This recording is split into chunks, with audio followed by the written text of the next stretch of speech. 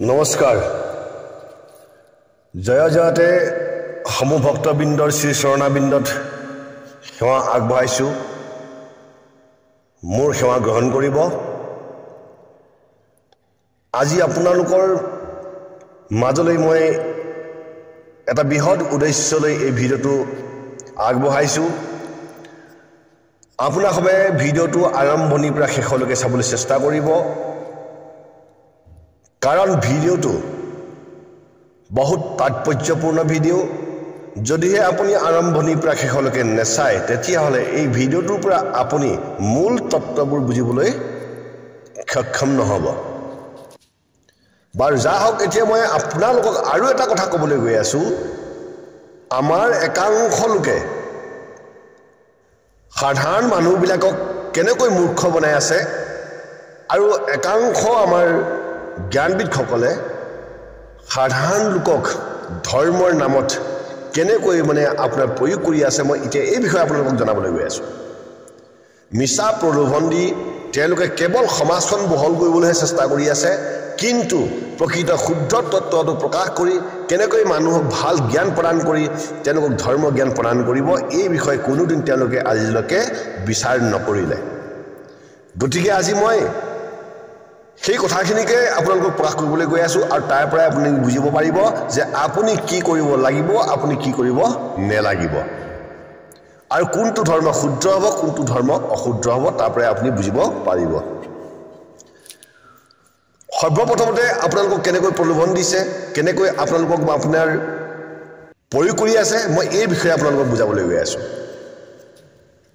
সৰ্বপ্ৰথমতে আমাৰ সমাজত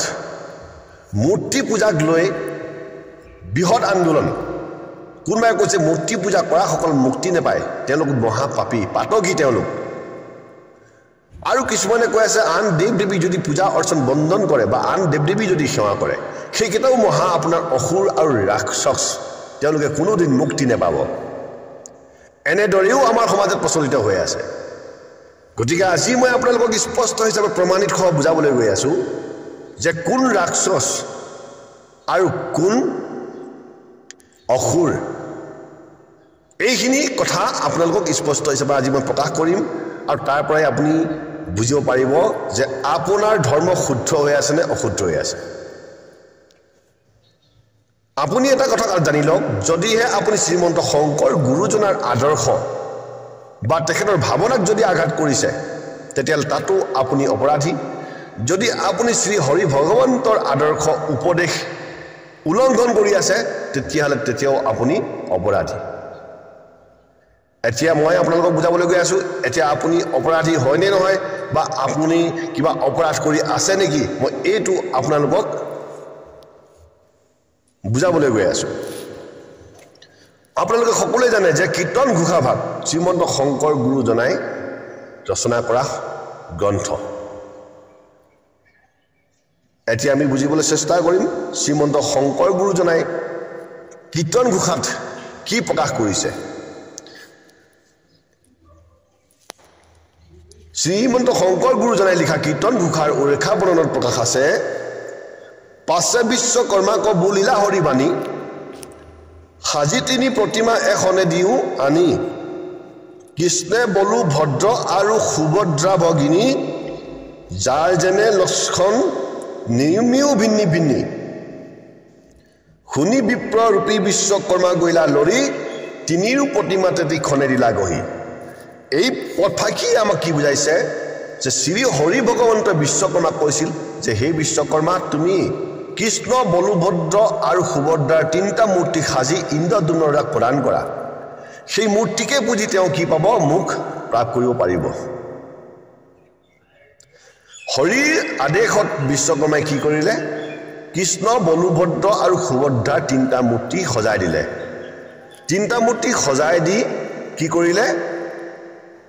বিশ্বকৰ্মা আৰু শ্ৰী হৰি ভগৱন্ত অন্তৰ্ধান হৈ গুচি গ'ল তেতিয়াহ'লে আপুনি স্পষ্ট হিচাপে জানিব লাগিব যে শ্ৰী হৰি ভগৱন্তই মূৰ্তি পূজা বিৰোধ কৰা নাই বৰং মূৰ্তি পূজা কৰিবলৈ শ্ৰী হৰি ভগৱন্তই আদেশ কৰিছে লগতে আমাৰ এতিয়া সমাজত প্ৰচলিত থাকে যে আন দেৱ দেৱী নকৰিবা সেৱা গৃহ নপঢ়িবা তাৰ মূৰ্তিকো নাচাইবা প্ৰসাদো নাখাবা ধৰ্ম হবে ব্যভিচাৰ এই বাক্যষাৰ আকৌ আনি আমাক কি কৰিছে ধৰ্মত মানে আপোনাৰ বিঘিনি ঘটাইছে যে আন দেৱ দেৱী আমি সেৱা কৰিব নেলাগে এতিয়া প্ৰশ্ন আপোনালোকক আমি কৰিবলৈ গৈ আছো যদি আন দেৱ দেৱী যদি সেৱা কৰিবই যদি নেলাগে তেতিয়াহ'লে শ্ৰী হৰি ভগৱন্তই যে প্ৰকাশ কৰিলে যে কৃষ্ণ বলুভদ্ৰ আৰু সুভদ্ৰা ইয়াত কৃষ্ণৰ বাহিৰে বলুভদ্ৰ আৰু সুভদ্ৰাৰ কথাও প্ৰকাশ কৰিছে বলুভদ্ৰ আৰু সুভদ্ৰাৰ মূৰ্তিও সাজি মানে সেৱা কৰিবলৈ আগবঢ়াইছে এতিয়া আপুনি এটা কথা চিন্তা কৰক এই বলুভদ্ৰ আৰু সুভদ্ৰা আন দেৱ দেৱী নহয় নেকি সুভদ্ৰা আৰু বলুভদ্ৰওতো আন দেৱ দেৱী কাৰণ কৃষ্ণৰ বাহিৰে তেওঁলোকে কি হৈছে স্থিতি হৈছে তেতিয়াহ'লে আন দেৱ দেৱী নকৰিবা সেৱা বুলি তেওঁ আমাক উপদেশ প্ৰদান কৰিছেনে বাৰু নাই কৰা তেতিয়াহ'লে আপুনি স্পষ্ট হওক আপোনালোকক একাংশ লোকে মায়াবী গুৰুৱে কি কৰিছে বিভ্ৰান্তি কৰিছে আপোনালোকক প্ৰকৃতাৰ্থত শ্ৰী হৰি ভগৱন্তই না অন্য দেৱ দেৱীক সেৱা কৰিবলৈ বাধা কৰিছে না আপোনালোকক মূৰ্তি পূজা কৰিবলৈ বাধা কৰিছে গতিকে সেই যদি আপুনি মায়াবী গুৰুৰ যদি চক্ৰত পৰি পেলাই যদি আপুনি নিজৰ সমাজ বিনষ্ট কৰি আছে নিজৰ মন চিত্ৰ যদি অশুদ্ধ কৰি আছে তেতিয়াহ'লে আপুনি ধৰ্ম কেনেকৈ পালন কৰিব আৰু আপোনাৰ ধৰ্ম শুদ্ধ কেনেকৈ হ'ব আৰু আপুনি বৈকুণ্ঠৰ আশা কিয় কৰিছে তেতিয়াহ'লে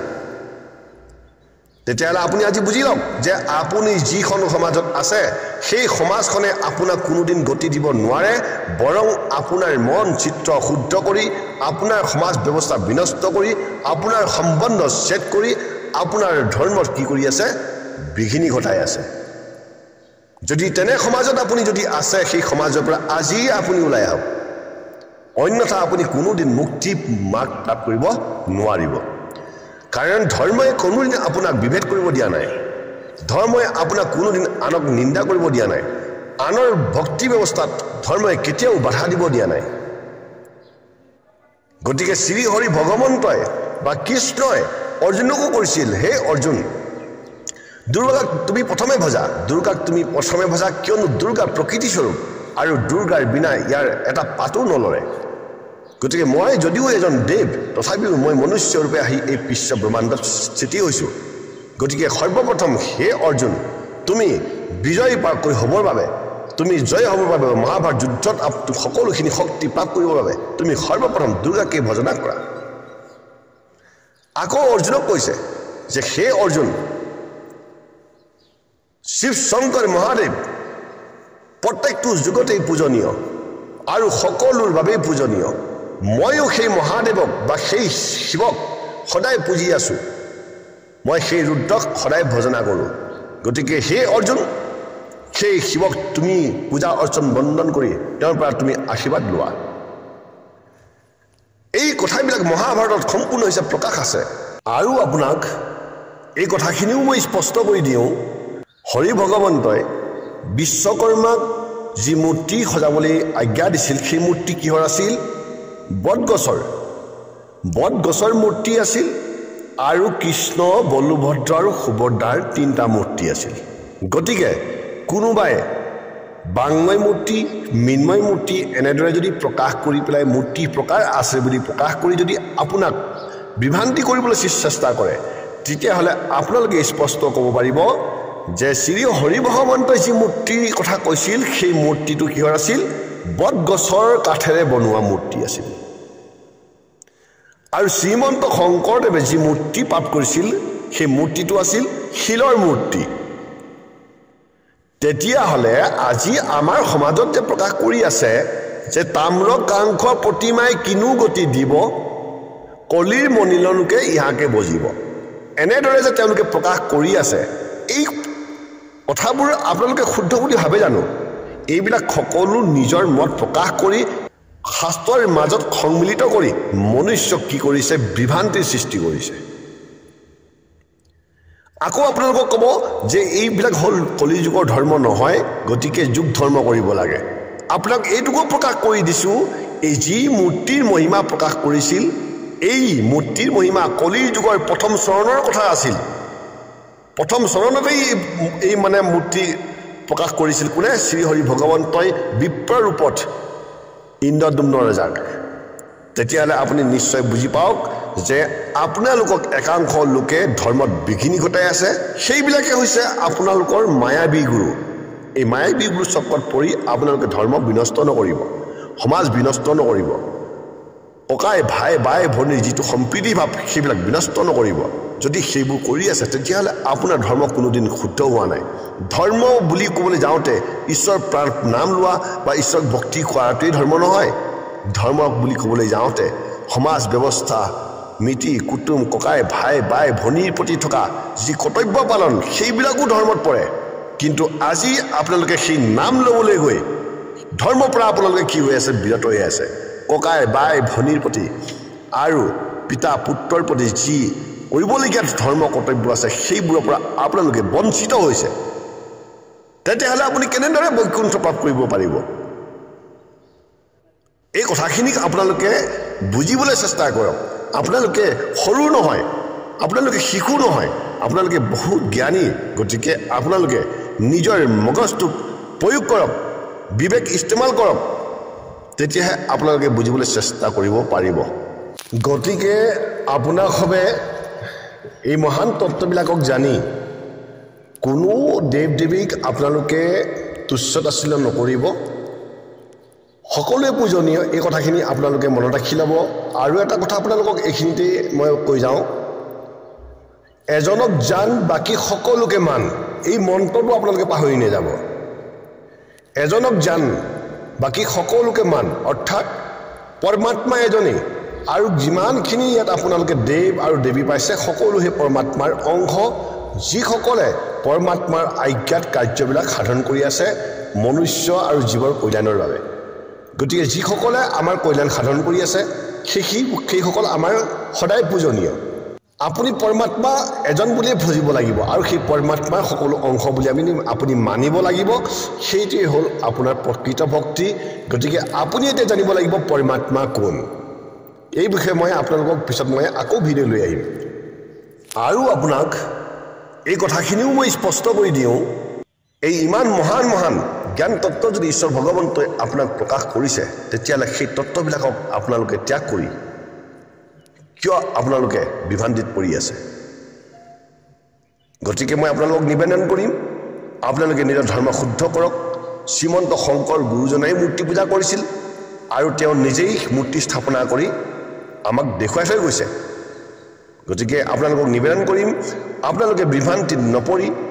সমাজখনক অশুদ্ধ নকৰিব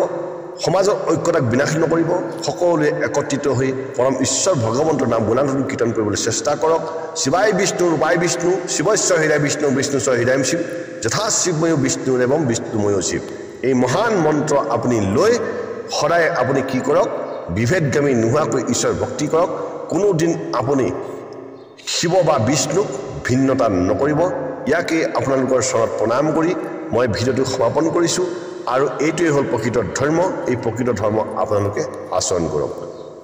ওম নমঃ শিৱায় ওম তৎসৎ